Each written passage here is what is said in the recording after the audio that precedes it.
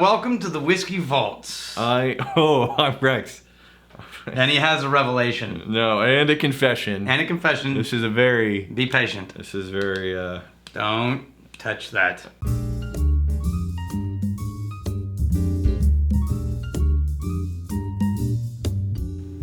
Alright, so Jeffrey Patron is angling to join the sainthood. Along with... Wait. You need your sainthood hat. This is how you get a Is Patron joining the sainthood? I don't know. You tell me. This makes, 7 whiskeys? 7? Maybe more. That's the number! You gotta pour the thing while I do it. I'm waiting. I gotta open it I got it first. locked and loaded. We're gonna start with one of them. God, This is not easy. You do this for a living? Are you ready? We're starting with the Clear Spirit Nelson's Greenbrier White Whiskey. Jeffrey Patron. Jeffrey Patron, you magnificent bastard! Welcome to the Whiskey Sainthood.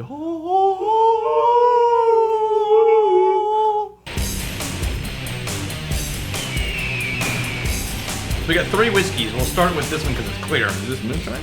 It is, effectively, it's moonshine. Handmade. Dude, the smell on this is funky. All right, so read that right there. Read that. Handmade white. All right, tell me about the whiskey. So if you remember Nelson's Greenbrier, it's because they were bottling Belle Meade bourbon. Yeah. Right? Yeah. And they were reviving... You can't handle yourself. They were reviving a recipe from their great-grandfather, Charles Nelson. Oh. Yeah! Oh, man. That's bad. What is this? This is dirty tube. Dirty tube socks and bathwater. It really is. Oh. They said it makes a great replacement for gin, tequila, or white rum in cocktails. There's no way. Dude, Belle Meade is one of my favorite bourbons. What cocktail? Belle Meade is one of my favorite bourbons. But you guys are smoking crack if you think that this goes down easy in a cocktail. The nose is really strong on this. Like, in a lot of whiskeys, you got to get in there pretty deep. Get in there pretty deep, but with the handmade white, I can be this far away. You know that stuff I made that's down in my office? Right, this is the distance. This is not that far off, only mine is smoked. Oh man, I don't know if I can drink this. No, it's not. I'm gonna give it the good old college try. I'm not titillated. Oh man, there's a sour pickled okra. Oh, it tastes actually good. Like a pickled okra note. On Yeah, but just taste it. Try to forget about the smell for a second. The taste is good. I could see how that would turn out really well. It's like a light raw leather note. Yeah. It's a light raw But leather. the smell was just ruining it for me. It's a little bit I was going to use these glasses again. Nope, that's off the table. It's a little bit of sweetness on top of a light raw leather note. Mm-hmm. All right, we're moving on to another spirit from, I think, Pennsylvania. Mm-hmm. Yep. Hewn spirits, malted barley, crafted in a copper still, and finished in reclaimed 300-year-old wood. I can't open this thing. Go ahead. That is that is called bought the cork in bulk, didn't come with the bottle. Whereas, here, let me show you how to do it. Uh-huh. Show you how easy this is. Mm-hmm. Go ahead, show me how easy it is, Rex. Let me show you again. All the way in. Yeah, because I already opened it. No. Okay, so this is Hewn Spirits. Let's talk about Hewn Spirits really quick before you read your comment. Because it's a dude who grows the barley just down the road from the distillery. Okay. He's reclaiming wood from cabins and boats and things like that and using it in barrels to age the whiskey. He's a woodworker. So I got the weirdest thing on the nose. Ooh, we're back in... What's the Vicks Vapo Rub? That's dude, what it is. We're back in wiggle territory. It is. This is wiggled. Oh, remember somebody sent us one of these before. I wonder if it was Patron. Did he send us the Hewn Red Barn Rye? I don't know. Anyway, we flipped out on this being so weird. So he sent another one. I think we're back to wiggle now. I found it a second time. Oh, this is... Oh! That's the Pennsylvania Old Sap. Yeah, the sap, man. It's the sap. Yeah. Right? Oh. What is up with Pennsylvania and these overly sappy like sour whiskeys? raw leather, like Vicks Vapor This Rub, is not a single malt. This medicinal. is a yeah.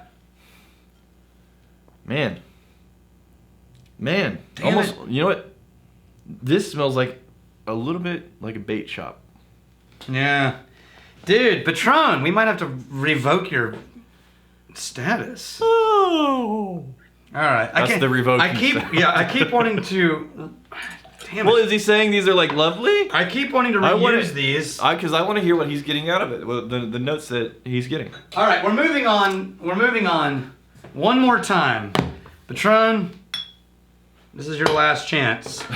We're moving on to... Or else you don't get to send us any more Yeah. whiskey.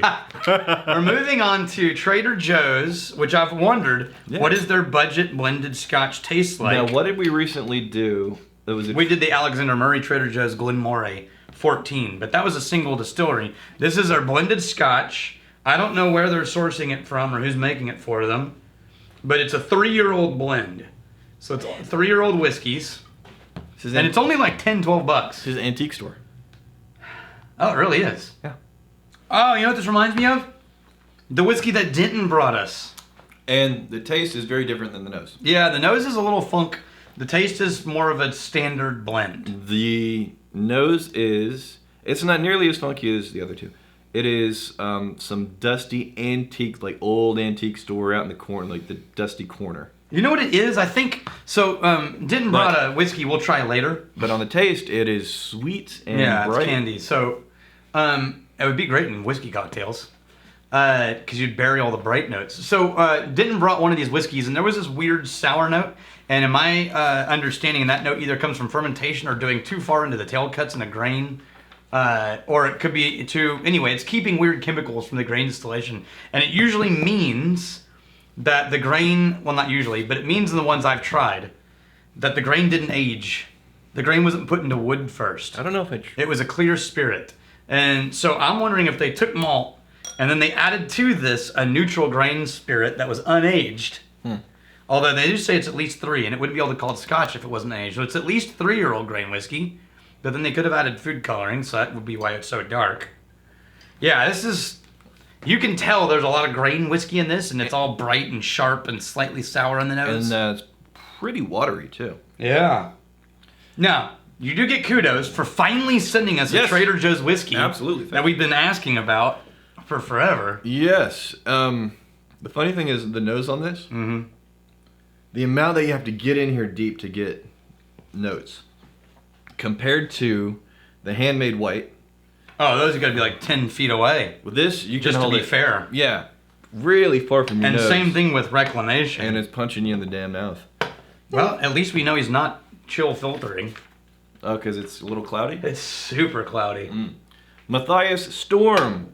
So I was wondering why people often refer to Compass Box when talking about independent bottlers, since Compass Box is a blending company. Yes. It's even listed on several pages under the category of independent bottlers. Any thoughts? Could be that they are so innovative that people often mistake them for an independent bottling company, more so than a blending house. So let me know what you think. Here's the thing, which is they're absolutely a blending company versus an independent bottler. Independent bottlers take a distillery's single bottle and do a special release of it. Signatory, it'll have the distillery on the front, right? Duncan Taylor, right? But Duncan Taylor also blends. You'll get blended grain, blended Scotch, all those kinds of things. Now, here's what I think is actually happening. Right. Because Compass Box is definitely a blending company. I think that people are viewing somebody who's not making their own products as synonymous with independent bottler. Okay. And it's not true, but it's an easy mistake to understand. It's like, well, you don't have a distillery. You don't own, you source products. Right. And so that makes you an independent company bottling other people's whiskeys. Okay. And so I think it's just a mistake of thinking those two things are the same thing. But you're right. You're right. I heard nothing of what you said. Yeah, you weren't listening. That's right, cliffhanger. My confession. His confession. And you don't know this. You sure you don't want to start with the confession as the cold open? Shut up. I actually love pound cake. Ah! No! No! King! King of the world! How are you king of the world? Pound cake! No, there's no king of the world. Team pound cake. Oh, go to hell. Why? Because Where did you try it? I've always loved it. It's not like I've come to this vast realization. Oh, I thought you finally tried it and you're like, okay, I admit it's good. No, there's never been a So you moment were lying to us before. I was absolutely lying. Ah! Because this is in my head, I had this grand plan of if I tell people how much I hate pound cake, one of these magnificent bastards will send me a pound cake. And I gotta tell you, I was trying to mooch some pound cake. No, that never happened. Did not happen. No one's So sending I pound am cake. like a level 0 pound cake mooch. All right. I'm just gonna have to stick to whiskey. What's your favorite pound cake? Well, I hate saying this. Homemade or store-bought? It's the kind without the frosting on the top. Yeah, me too. Yeah. Yeah, but store-bought? Just pound cake. Like Sara Lee's pound cake or whatever? I don't know. I don't make I just eat it. Tyler Baker, I need a mooch ranking. My wife worked so hard and so many hours her boss bought me a bottle of Lefroy 10.